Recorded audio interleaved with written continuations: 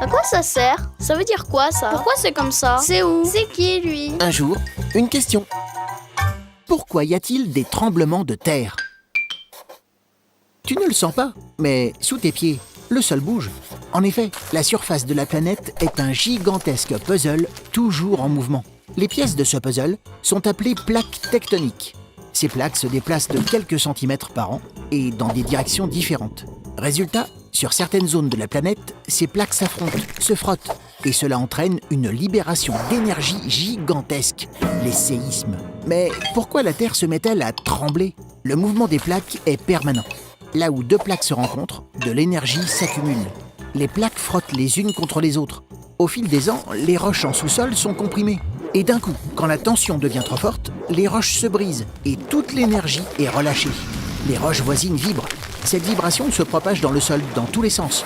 À la surface, c'est le tremblement de terre.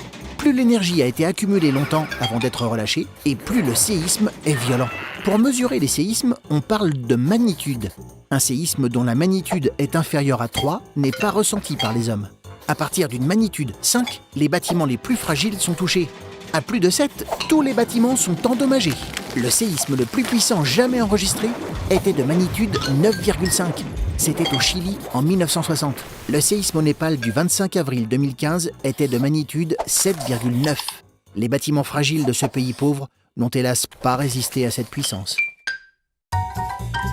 Tu te poses des questions? Nous, on y répond.